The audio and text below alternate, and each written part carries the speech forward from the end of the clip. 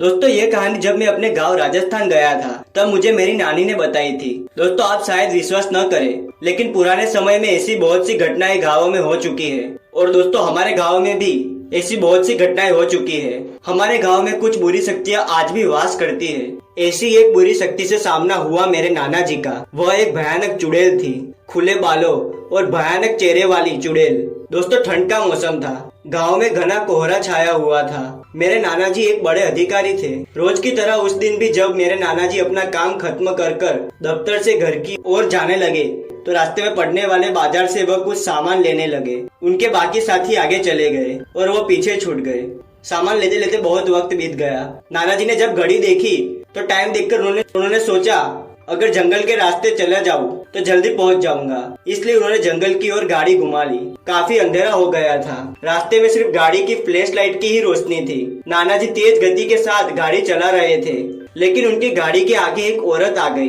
उन्होंने झटके से ब्रेक मारी। जो औरत गाड़ी के सामने आई थी वह तेज आवाज में रो रही थी। दोस्तों ये नजारा देखकर कोई भी डर जाए, लेकिन नाना जी बहुत बहादुर थे। उन्हें लगा कि वह जरूर किसी मजदूर की पत्नी होगी जो रास्ता भटक गई है। रास्ता सुनसान था, इसलिए उन्होंने सोचा कि इस महिला की मदद करनी चाहिए। वह यहाँ अकेले क्या कर रही है। उसने कोई जवाब नहीं दिया और जोर जोर से रोने लगी। ऐसा लग रहा था मानो सारा जंगल उसकी आवाज से गूंज रहा हो। नाना जी ने पूछा तुम्हारा घर कहाँ है, तो भी वह कुछ नहीं बोली। नाना जी ने उसे कहा कि तुम मेरे साथ मेरे घर चलो, मैं तुम्हें सुबह तुम्हारे घर छोड़ दूंगा। ये उनकी बहुत बड़ी गलती साबित होने वाली थी। वह नाना जी के साथ चलने के लिए तैयार हो गई और गाड़ी के पीछे वाली सीट पर बैठ गई। उसने अपने चेहरे पे घूंघट डाल रखा था, जिसकी वजह से उसका चेहरा छिपा हुआ था। घर पर सब नाना जी का इंतजार कर रहे थे। जैसे ही गाड़ी की आवाज आई सब भागकर इकट्ठा हो गए। नाना जी और वो औरत जैसे गाड़ी से उतरे तब घर वाला नाना जी से उस महिला के बारे में पूछा। नाना जी ने सारी बात बताई। नाना जी ने कहा आज खाना यही बना देगी, लेकिन मेरी नानी को उस महिला पर शक हो गया। उन्हें लगा कि यह कोई चोरनी है जो घर का सामान चुरा कर भाग जाएगी। नानी ने उसे रसोई में जाकर खाना बनाने को कहा। वह बिना कोई जवाब दिए वहां से रसोई घर में चली गई। रसोई में से अजीब सी आवाजें आ रही थी। मेरी नानी रसोई में गई और सारा सामान रखवा दिया। उन्होंने कहा सब भूखे हैं, इसलिए जल्दी खाना बनाना। यह कहकर नानी वहां से चली गई, लेकिन नानी का मन अभी भी शांत नहीं हुआ। 10 मिनट के बाद वे रसोई घर में पहुंची तो देखा अभी भी वह थैले में से सब्जी निकाल ही रही थी। उन्होंने कहा अभी तक तुमने खाना बनाना शुरू नहीं किया, कब बनेगा और कब खाएंगे? तुम्हें नहीं बनाना था तो मुझे कह देती, मैं बना देती। उस महिला का चेहरा अभी भी ढका हुआ था, इसलिए किसी ने उसका चेहरा नहीं देखा था। नानी जी उसका चेहरा देखने की कोशिश करने लगी, लेकिन उन्हें झलक भी दिखाई नहीं दी।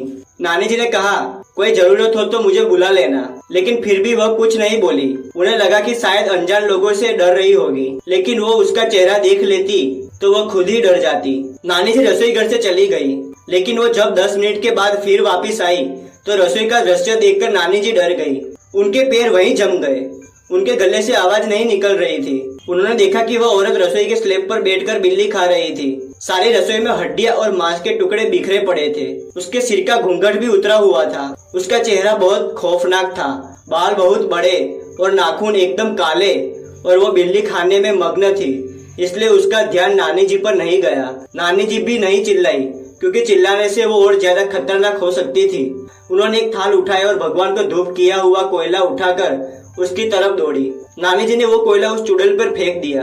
गर्म कोयले की जलन की वजह से वह डायन तेज तेज आवाज निकालने लगी।